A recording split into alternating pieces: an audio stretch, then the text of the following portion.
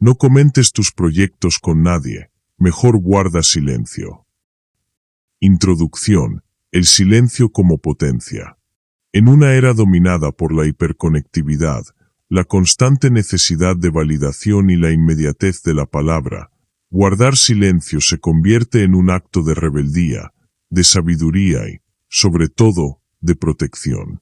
Decir que no se deben comentar los proyectos con nadie puede sonar a una postura desconfiada, incluso paranoica. Sin embargo, desde el punto de vista psicoanalítico y filosófico, esta idea encierra una verdad profunda sobre la naturaleza humana, el poder del deseo, las energías inconscientes que nos habitan y los riesgos de exponer la semilla antes de que eche raíz. Hablar prematuramente de un proyecto es como sacar a la luz una criatura recién nacida, frágil, indefensa, aún sin piel. Se expone a juicios, energías, envidias, comparaciones y dudas que, más que acompañar el proceso creativo, lo sabotean desde su origen. Freud ya advertía del inconsciente como un espacio de deseos y pulsiones que se resisten a la lógica de lo inmediato. Y Lacan, por su parte, entendía el deseo como aquello que se sostiene en la falta. Así, un proyecto, en tanto promesa de futuro, aún no es, y hablar de él demasiado pronto es condenarlo a una existencia discursiva que puede no llegar jamás a materializarse. El silencio, por tanto, no es ausencia.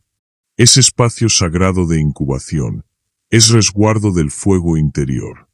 Este ensayo explorará, a la luz de la filosofía, el psicoanálisis y la experiencia existencial, porque es más sabio callar que hablar cuando se está gestando algo poderoso. Capítulo 1. El deseo expuesto se disuelve. En psicoanálisis, el deseo no es simplemente lo que uno quiere.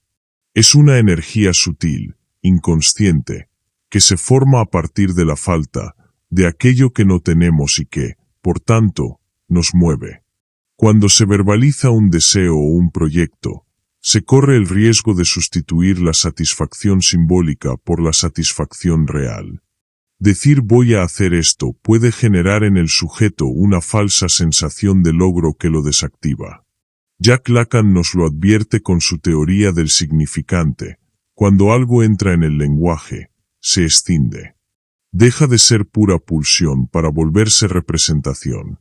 Y si un proyecto aún no está lo suficientemente estructurado, someterlo al lenguaje ajeno, a la opinión, al juicio, a la crítica, puede desestabilizarlo antes de nacer. Guardar silencio, en este caso, es permitir que el deseo madure en su justa oscuridad, sin necesidad de someterse a la mirada del otro. Desde una óptica filosófica, Nietzsche diría que el que tiene un porqué para vivir, puede soportar casi cualquier cómo. Pero ese porqué muchas veces se construye en el silencio del alma, sin palabras, sin explicaciones.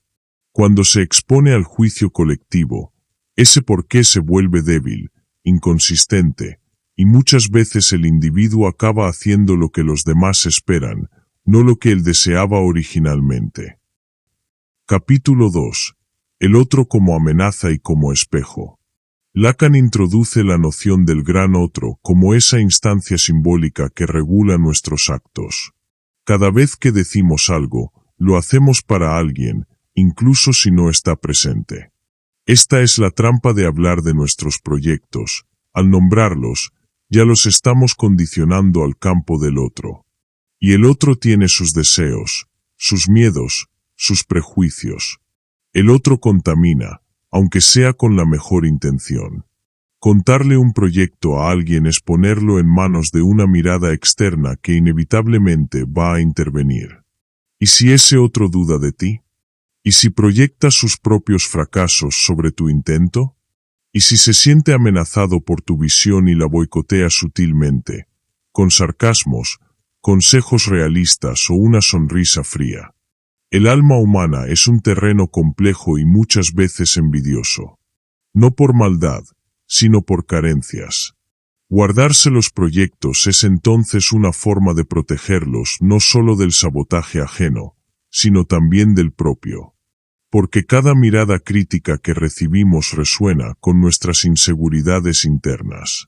A través del otro, a veces lo que escuchamos es nuestro superyo castigador diciendo, no lo lograrás. Capítulo 3. La alquimia del silencio interior. El silencio tiene una función alquímica. Como el mercurio que se transforma en oro, una idea necesita madurar en la soledad para volverse acción. Hablarla demasiado pronto es como abrir el horno antes de tiempo. El pan se desinfla. La filosofía estoica nos enseña a cultivar la autodisciplina y la interioridad. Epicteto decía, de las cosas que existen, unas dependen de nosotros, otras no. El juicio ajeno no depende de nosotros, pero nuestro silencio sí. Guardar silencio sobre los proyectos es un acto de soberanía, de afirmación de la propia voluntad como instancia creadora. Desde una óptica más mística, podríamos pensar que las palabras son vibración, energía. Hablar es emitir una onda, y cada palabra tiene consecuencias en el campo invisible de lo real. Cuando se lanza un proyecto al mundo sin haberlo enraizado primero, se lo debilita. El silencio, en cambio, carga de energía esa idea, la nutre, la concentra. Como el arquero que espera el momento exacto para soltar la flecha, el sabio sabe que el tiempo del hablar es posterior al tiempo del hacer. Capítulo 4. La envidia como fuerza corrosiva. La envidia es un fenómeno central en la vida psíquica. Melanie Klein ya lo advertía en su teoría sobre las relaciones objetales. El sujeto envidia aquello que percibe como completo, como fuente de goce que él no posee. Un proyecto bien pensado, un sueño que comienza a cobrar forma, puede despertar en otros no admiración, sino resentimiento. El problema es que la envidia no siempre se manifiesta de forma abierta. A menudo se disfraza de preocupación, de realismo, de escepticismo constructivo. Frases como eso es muy difícil, estás seguro, mejor no te hagas muchas ilusiones, son veneno disfrazado de consejo. Protegerse de la envidia es una necesidad vital para cualquier creador. Y la mejor forma de hacerlo no es confrontar al envidioso, sino evitar que el objeto de envidia se exponga innecesariamente. El sabio antiguo caminaba entre sombras, se movía en silencio.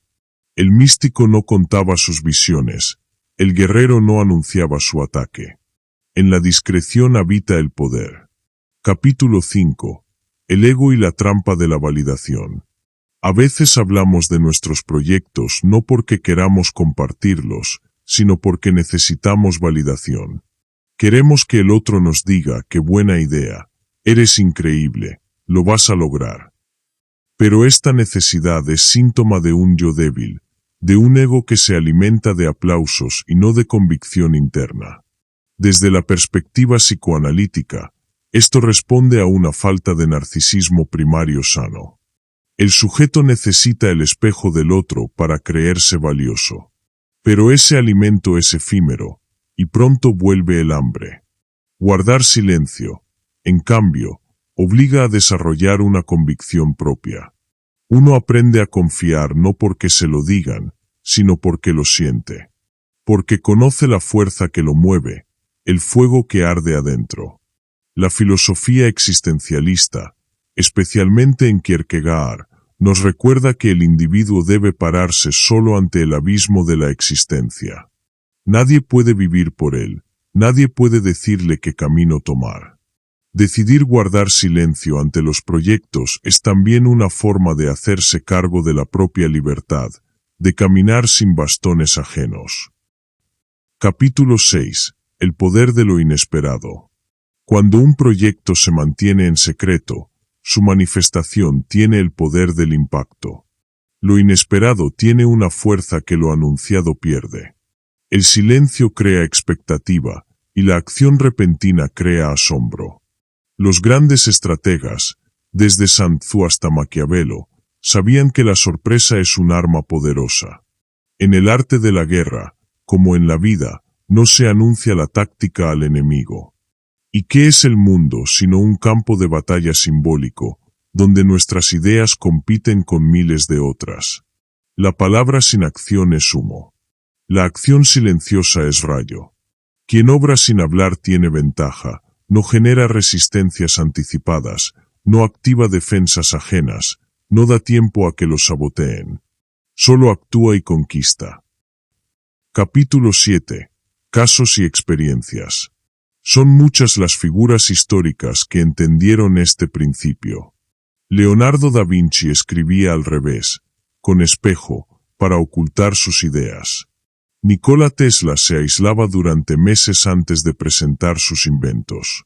Jesús, antes de realizar sus grandes actos, se retiraba al desierto. Buda guardó silencio tras su iluminación. Incluso en la literatura, el héroe que más inspira no es el que habla, sino el que hace. El caballero andante, el sabio ermitaño, el inventor incomprendido, el artista solitario. Todos comprenden que hay un tiempo para callar y un tiempo para mostrar. El proceso creativo es como un embarazo, no se anuncia en cada etapa. Se protege, se cuida, se alimenta. Solo cuando la criatura puede respirar por sí misma, se la presenta al mundo. Conclusión: la disciplina del silencio. No comentar tus proyectos con nadie no significa vivir en aislamiento ni desconfiar del mundo. Significa ejercer el arte de la protección, la alquimia de la maduración interna, la disciplina del silencio. Significa darle a tu idea el espacio que necesita para crecer sin ser contaminada. Desde el psicoanálisis, es un acto de respeto al deseo inconsciente. Desde la filosofía, un gesto de soberanía personal. Desde la estrategia vital, una herramienta de poder. El silencio no es vacío, es templo, es escudo, es semilla. Habla cuando lo que digas supere la fuerza de tu acción. Mientras tanto, siembra, medita, construye. El tiempo hablará por ti.